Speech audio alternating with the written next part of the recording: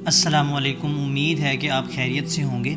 ہمارے معاشرے میں، ہماری سوسائٹی میں ایک چیز بہت تیزی سے پھیل رہی ہے کہ اگر کسی کی شادی نہیں ہو رہی یا کسی کو جاب نہیں مل رہی، کسی کا بزنس نہیں چل رہا، تو صرف اور صرف ایک چیز کو وہ الزام دے رہا ہے کہ جی کسی نے کچھ کروا دیا ہے، کسی نے جادو کروا دیا ہے یا ہم پر بندش ہو گئی ہے۔ مطلب کہ وہ اس طرح کے مائنڈ میں اپنے اشکال لے کے آتا ہے، تو اس طرح کی باتیں سوچنے لگ جاتا ہے، اور پھر جو شیطان ہے، شیاطین ہے، اس چیز کو اور ہوا دیتے ہیں تو وہ بندہ ڈپریشن کا شکار ہو جاتا ہے۔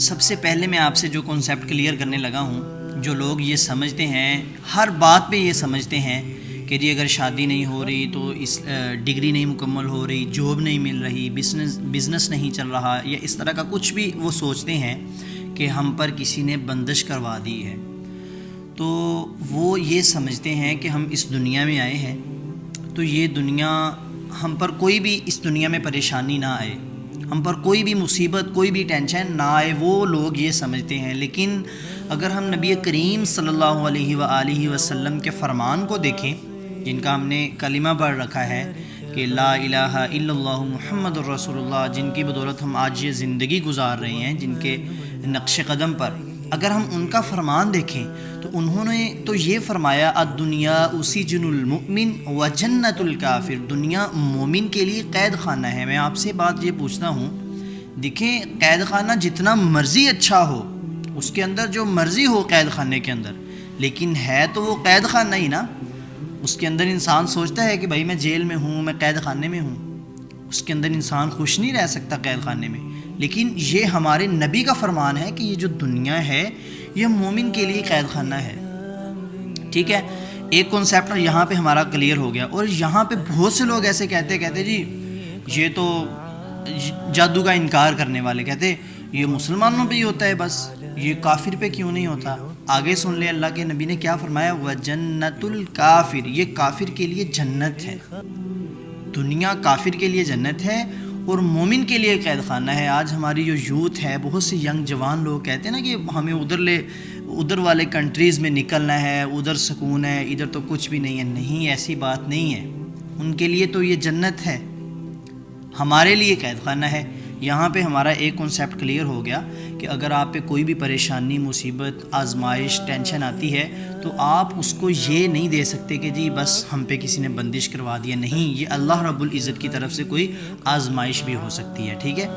تو جادو اور بندش، کیا ہمیں اس پہ یقین کرنا چاہیے؟ کیا ہمیں اس کو کیا سمجھنا چاہیے؟ دیکھیں ہم اس کا انکار نہیں کر سکتے کیونکہ یہ چیز قرآن سے ثابت ہے، نبی کریم صلی اللہ علیہ وسلم پہ بھی یہ چیز چلی، لیکن اتنا نہیں ہے کہ جتنا آج ہمارے معاشرے میں اس کو تول دیا گیا ہے، جتنا آج کے ہمارے معاشرے میں اس کو بڑھا دیا گیا ہے۔ آج کا جو نوجوان ہے وہ رات کو 2 بجے سو رہا ہے اور دن کو 2 بجے اٹھ رہا ہے، پھر کہہ رہا ہے کہ ہم پہ کسی نے بندش کروا دی ہے۔ یہ کیسی بات ہوئی؟ اللہ کا بندے تو اٹھ، نماز پڑھ، عشاء کی نماز کے بعد سو، پھر تہجد کی نماز میں اللہ کے سامنے رو، پھر ہم دیکھتے ہیں آپ پر کون سی بندش ہے۔ اور دوسرا جو کنسیپٹ ہے جی اس کی شادی روکی ہوئی ہے، آج آپ خود دیکھ لیں، آج کل ہمارے گھروں والے کیا کرتے ہیں، اپنی بیٹی کو ڈاکٹر بنا دیا، ڈاکٹر بنانے کے بعد کہہ رہے کہ ہم نے صرف اور صرف 4 سال اس کو اور پڑھانا ہے۔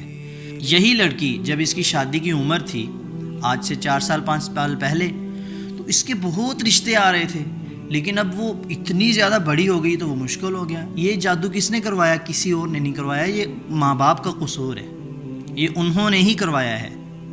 تو ہمیں ان چیزوں کو تھوڑا سا سمجھنا چاہیے۔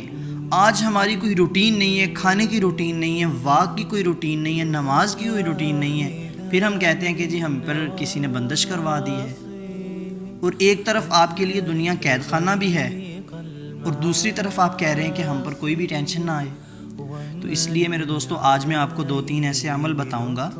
دیکھیں یہاں پہ میں آپ سے ایک اور بات کرنے لگا ہوں، وہ یہ ہے کہ کسی کے اوپر جادو چلنا، ٹھیک ہے، اگر آپ کا یقین یہ ہے کہ کسی کے کروانے سے آپ کے اوپر جادو ہو گیا تو آپ شرک کرتے ہیں پھر، کیونکہ اللہ کے حکم کے سوا اگر اللہ کا حکم نہ ہو کہ فلاں بندے پہ جادو چل جائے تو کبھی بھی نہیں ہو سکتا۔